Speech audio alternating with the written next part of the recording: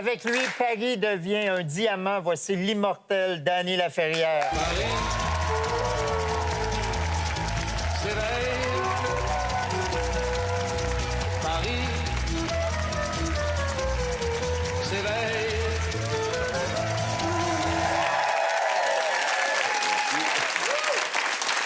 Danny Laferrière, je t'ai vu descendre. Je peux pas croire que tu viens de fêter ton 65e anniversaire. Mais il est immortel. Ben voilà. Et voilà. Voilà. Alors, je me permets de te dire, moi, souhaitez-vous un bon fête, mon cher académicien. Merci en pile. Merci en pile. Merci en pile. C'est un honneur de te recevoir, Danny, d'autant plus que le jeudi, normalement, tu sièges à l'Académie française. Donc, ce soir, t'as foxé, là, tu fais l'école buissonnière. Ben pour être ici, voilà. Et t'as le droit, est-ce que tu vas avoir une absence dans ton bulletin? Ben je vais gagner moins. Tu viens nous présenter ton 30e livre. Je pense que je les ai tous lus. Autoportrait de Paris avec chat. Et c'est un roman qui est très différent parce que tu l'as entièrement écrit et dessiné de ta main. L'Express a même dit que c'est le livre le plus fou et le plus libre paru en France depuis des décennies. Ton éditeur, lui, dit que ce n'est ni une bande dessinée, ni un roman graphique. Toi, t'appellerais ça comment? Un livre? Je pense que c'était le nom générique, mais ça m'a permis de me reposer, de retrouver ma sérénité. Si on m'avait laissé, j'aurais fait 1000 pages. Hein. Oui, quand on tombe sur quelque chose qui nous plaît, donc on reste longtemps dessus. Et ça t'a pris 18 mois de le faire à la main. Oui, là. oui. C'est long, là, pour un livre. Non, j'ai pas vu le temps passer. Non? Comme j'ai pas vu les 65 ans passer non plus. Camus à Coco Chanel, d'Ernest Hemingway à Jean-Luc Godard, de Marguerite Duras à Django Reinhardt, sans oublier Borges et Cocteau, entre autres. On plonge avec toi dans ce Paris de rêverie et de rencontres imaginaires avec ces personnages illustres. Ton livre aurait pu s'appeler « Rencontres illustrées avec mes morts préférés ». Non, il y a quelques vivants, mais Ouais. très rares, très rares. C'est vrai que j'aime bien les morts. Ils sont plus vivants que nous. Non, mais les morts ne peuvent plus nous décevoir. Ils ne peuvent plus nous décevoir, et puis ils sont plus vivants. La preuve, quand on lit un écrivain qui est mort depuis des siècles, il nous parle, et nous sommes obligés de l'écouter. Et à ce moment-là, il devient plus vivant que nous, puisque nous nous taisons et qu'il parle. C'est ça, ouvrir un livre. Ben oui. C'est écouter un mort. Je te cite, « Ce livre n'a rien à voir avec la littérature, c'est le livre d'un maniaque. C'est vrai. Es-tu sous médication? » Non, je me soigne. Et c'est ça, le dessin, c'est ça, les couleurs, faire quelque chose qui soit physique. C'est une autre façon d'écrire, dessiner. J'ai voulu le faire comme cela. Je n'ai pas mis le dessin à part et l'écriture à part le texte. J'ai voulu qu'il soit un ensemble. J'avais entendu cette phrase de Cocteau qui disait que l'alphabet, les lettres de l'alphabet, c'est du dessin organisé. Alors j'avais compris que dessiner, c'est une autre façon d'écrire. Et, Ah ouais. et c'est bizarre, les gens disent qu'on n'a jamais vu ça depuis. On a vu des livres, des romans un peu graphiques, on a vu du dessin, on a vu du texte, mais fait autant. Si on met toutes les pages écrites à la main, ça fait à peu près 200 pages. Et les pages de dessin aussi, c'est-à-dire j'ai 120 pages. 1200 dessins Ouais. et dans le livre. Donc j'ai fait dans l'abondance et j'aurais pu ne jamais m'arrêter. Moi, je trouve que c'est un privilège extraordinaire d'avoir accès à la main d'écriture de quelqu'un, la calligraphie qui se perd. Et ça parle beaucoup, ça. Et voilà, exactement. Ça parle beaucoup et on voit bien les hésitations, on voit bien... Parce qu'il y a des mots que j'arrive jamais à écrire. Parmi, je mets toujours « S » dans « parmi ». Alors, à chaque fois, j'hésite et on voit, et quand il y a une grosse faute très claire et que j'ai fait trop de dessins pour reprendre toute la page, alors je fais une fleur avec.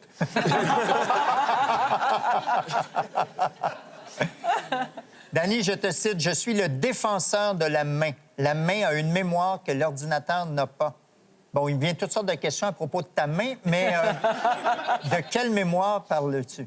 La mémoire de tout ce qu'elle a touché. Vous savez, c'est l'un des 5 sens, le toucher. La main qui a caressé la peau d'un enfant, et la main qui a caressé l'écorce d'un arbre, la main qui a connu le froid, la glace pour la première fois, le chaud, et la main qui a serré tant de mains, et la main qui a aimé, la main qui a refusé de tendre la main à ceux que nous méprisons. Donc la main a vécu. Donc cette main-là, on l'a oubliée. C'est le premier outil de l'homme et de la vie.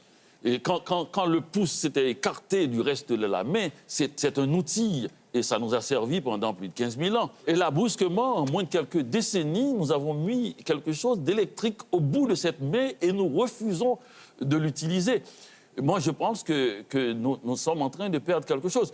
Moi, j'adore tout ce qui est électronique. Je trouve que ce serait terrible de ne pas avoir cela.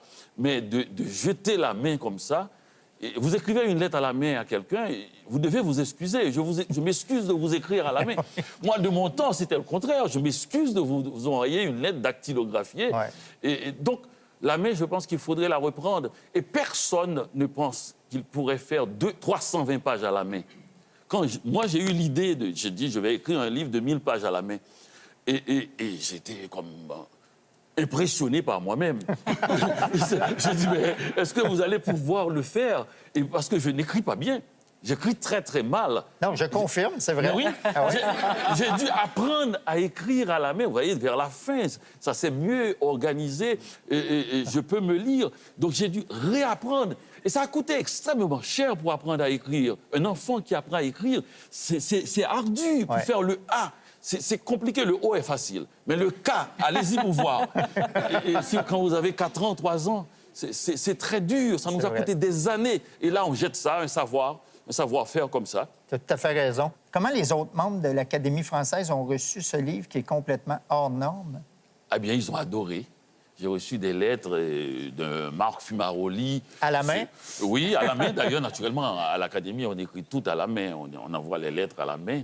Mais j'ai été très impressionné. Marc Fumaroli, c'est un homme très âgé. C'est un des plus grands critiques du XVIIIe siècle vivant, peut-être le plus grand. Donc, ce type, il ne parle pas dans notre époque.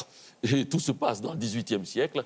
Et il a employé le mot enchanté, enchanteur, enchanteresse au moins 8 fois. Wow. Et j'ai vu Michel Serres, naturellement, qui a beaucoup aimé. Et Jean-Luc Marion, qui est un philosophe pointu, grand lecteur de Kant. Enfin, il m'a dit ce que j'attendais et qui est le plus beau compliment. Il a dit, moi aussi, je sais dessiner. C'est ça que j'attends, moi. Marc, tu as l'air impressionné. J'adore ça. J'adore. C'est génial. On apprend plein de belles choses. C'est beau. C'est super beau. Bon, garde, j'ai un cadeau pour Oui, toi. c'est ce que je voulais. Merci. Wow. Voilà, je parlais de Cocteau, de Gréco. Possible de me le signer à la main, s'il vous plaît? Tout à l'heure. Tout à l'heure, OK, merci. Non, pour la signature, il y a un étang. Il y a un écran. Non, je paie quelqu'un. Super beau. Danny, dans ton livre, il y a aussi ce chat. Un chat qui parle, qui porte le nœud papillon, qui fait la fête, qui n'aime pas le lait, mais plutôt le vin rouge et qui n'a pas de queue. Je te cite, « Je n'ai pas de chat, je ne connais pas de chat et je n'aime pas les gens qui aiment les chats. » Pourquoi un chat? Oui. D'abord, la phrase est de Genet qui l'a dit et qui a été même plus gentil. Il a dit « J'aime les chats, mais je n'aime pas les gens qui aiment les chats. » Bon, ben, c'est ça, la France, c'est les bons mots et ça court les rues. Pourquoi un chat, précisément? Parce que je ne connais pas les chats, mais aussi parce que c'est l'animal emblématique des écrivains. Donc, comme j'allais beaucoup parler d'écrivains, ils ont tous adoré. Cocteau a un chat, Colette a plein de chats, Malraux a des chats, Céline a un chat, Bébert. Alors, tu t'es inventé un chat. Non, je n'ai pas inventé. Il s'est présenté à moi sans visage.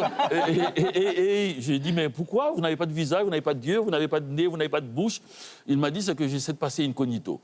Alors, j'ai trouvé que c'était un chat qui avait un style. Et il est resté. Il a contesté tout ce que je pensais, tout ce que je disais, tout ce que je faisais. Et tu lui as mis des oreilles, des yeux, une bouche, mais pas de queue. Et je ne savais pas que les chats avaient des queues. Ben, comment pas souvent veut-il qu'ils vu. se reproduisent, Danny? Dans ton livre, tu fais aussi l'éloge de l'alphabet, ces petites lettres, dis-tu, qui soutiennent tout l'édifice du langage. Est-ce que c'est vrai que les voyelles observent avec une certaine condescendance les consonnes? Ah, mais c'est la classe sociale, c'est la bourgeoisie, les voyelles. Et elles sont là, A, E, I, elles sont toutes partout, elles sont dans tous les mots, et elles sont indémodables. Elles sont magnifiques, elles sont un peu snobs aussi, et prétentieuses. Mais l'alphabet, c'est extraordinaire. Vous ne pouvez pas savoir, s'il n'y avait pas l'alphabet, nous serions tous morts. Imaginez quand vous voyez les bibliothèques remplies de livres. Tous ces livres, ce sont des souvenirs, des mémoires, des angoisses, des impressions, des sensations, des émotions, des intuitions, des inspirations que l'être humain a déposées au fil des siècles et des millénaires, surchargeant l'alphabet. L'alphabet porte le fardeau du monde. Et s'il n'y avait pas cela, vous vous imaginez, on aurait perdu toute la mémoire du monde. Hitler aurait pu nous dire qu'il n'avait pas existé. On aurait refait le monde à chaque fois parce que notre mémoire est poreuse. De plus, l'alphabet absorbe tous les bruits du monde. Imaginez s'il n'y avait pas l'alphabet, les livres écrits comme ça, qui obligent l'être humain à faire silence parce qu'on vient d'ouvrir un livre ou d'écrire un livre, tous ces gens-là seraient en train de faire du bruit dans le monde. C'est vrai. L'immense cacophonie, si on ne les obligeait pas à aller lire dans les livres. Dany, ça va faire 3 ans que tu as fait ton entrée à l'Académie française. La présence de femmes à l'Académie française est récente. L'Académie a été fondée en 1635. Il aura fallu attendre jusqu'en 1980, 345 ans pour y voir une femme dans ses murs, Marguerite Yourcenar. Aujourd'hui, sur 40 membres qui y siègent, on ne retrouve que 4 femmes. Est-ce que l'Académie française est un boys club? C'est RDS, finalement. Ben, le monde du journalisme sportif. Disons carrément 4 femmes et un noir. Ouais. Mais il faut absolument. Il faut qu'il y ait beaucoup de femmes. Parce que d'abord, elles écrivent presque plus souvent. Et il n'y a plus de livres écrits par des femmes. Et en plus, ce sont 80% des lectrices. Ben oui. Des lecteurs sont des lectrices, du lectorat plutôt, pas 80% des lecteurs comme on dit, je dirais plutôt du lectorat, et sont des lectrices. Moi, je le sais d'ailleurs, quand je suis au Salon du Livre, que je signe, et les rares hommes qui arrivent devant moi me disent toujours « c'est pour ma mère ou pour ma femme ». Il y en a qui ont encore honte d'acheter un livre. Et quelqu'un m'a dit « mais mettez là, c'est pour ma soeur ». J'ai dit « comment il s'appelle ?»« Franck ». J'ai dit, vous pouvez dire, c'est pas honteux de lire un livre. Au contraire, hein? Ben oui, c'est une richesse extraordinaire. Mais il y a un groupe militant de l'UQAM qui tente de convaincre le corps enseignant d'adopter un français dégenré dans leurs interventions. On propose des mots comme contributeurice, heureux, nombreux et des pronoms comme seuse ou celleux. Mais Qu'est-ce que tu en penses? Tout le monde a le droit. C'est-à-dire la langue, toutes les langues ont marché comme ça. C'est parce qu'il y a des gens qui contestent. Peut-être qu'on comprendra que la langue ne retiendra pas tout, mais la langue retiendra, par exemple, cette contestation. C'est-à-dire il y a des gens qui veulent être présents dans le dictionnaire, dans la grammaire. Ils en ont le droit. C'est une passion populaire, la langue. La seule chose, c'est que ça ne concerne pas seulement des petits groupes ou une élite. Ça concerne l'ensemble de la population. Et c'est une chose difficile à bouger. Et quand on regarde l'histoire de la langue, c'est ça que l'Académie fait. Vous voyez, par exemple, quand il y a un mot à faire entrer, parce que nous ne faisons pas, nous n'avons aucune autorité définitive sur la langue et le dictionnaire. C'est le peuple qui définit ça. Oui, parce que ce n'est pas l'élite qui trouve les nouveaux mots. C'est l'usage qui définit ça. Nous prenons 35 à 40 ans pour faire une édition du dictionnaire. Aucun académicien n'a vu de sa vie 2 éditions complètes du dictionnaire. Même comme moi, je suis arrivé à la lettre V. C'est tout près. Mais nous prenons 35 à 40 ans. C'est une cathédrale construite par des fourmis. Donc c'est quelque chose d'extrêmement... Il faut y aller avec finesse. Il faut attendre le temps, que le temps passe et que l'usage accepte ça. Mais cela n'empêche pas qu'il y a une masse énorme de femmes qui sont sur le marché du travail, qui travaillent dans tous les secteurs. Elles ont le droit d'affirmer leur présence et demander, par exemple, que le dictionnaire reconnaisse leurs fonctions. Et ça, je pense que l'Académie est tout à fait d'accord à cela. Mais quant à toucher à la grammaire, c'est quelque chose qui dépend du peuple. Dany, cet automne, une bibliothèque publique qui devait porter ton nom a ouvert ses portes à Petit-Goâve pour remplacer celle qui avait été détruite lors du tremblement de terre en 2010. Mais on a effacé le nom de Dany Laferrière sur l'immeuble. Pourquoi? Mais parce que les gens disent que la Constitution, et là sûrement ils ont raison, et dit qu'on ne doit pas donner le nom de quelqu'un à une bibliothèque publique et qui ne soit pas mort. Ah. Moi, j'ai voulu rester vivant. Je suis pour la bibliothèque, mais... Plus tard. Oui, plus tard. Comme aurait dit Brassens, très tard. C'est Jean Cocteau qui disait « Un académicien, c'est quelqu'un qui, après sa mort, devient un fauteuil. » Oui, fauteuil. Es-tu d'accord avec lui? Tout à fait, tout à fait. Et c'est à la gloire de l'Académie. Ça veut dire qu'il n'y a pas de singularité. Et quand je suis rentré à l'Académie, je l'ai compris. Et je ne suis pas un nouvel académicien, je suis académicien depuis 1635. C'est-à-dire que je suis le fauteuil numéro 2. Je peux me présenter comme ça, fauteuil numéro 2. Là-bas, et tout le monde te reconnaît. Oui, tout le monde, c'est parce que sur ce fauteuil-là, où se sont assis Alexandre Dumas fils et Montesquieu, Oui. et nous faisons le même travail. C'est un courant qui passe entre nous et qui est la langue, et sa force, et son mouvement, son rythme, et les émotions qui l'accompagnent. Est-ce que le fauteuil numéro 2 accepte de rester avec nous? Le fauteuil numéro 2 ne se déplace jamais. Merci, Dany Laferrière. Alors, Dany, c'est ma première carte manuscrite de l'histoire de l'émission. Je l'ai écrite à la main. Oh, merci, merci. Oula, et c'est écrit, mieux que moi. Avec ton nouveau livre, tu confirmes que tu es un grand écrivain et tu prouves que tu n'es surtout pas un sans-dessin. Merci, Dany Laferrière. Après la pause, Marc Bergevin.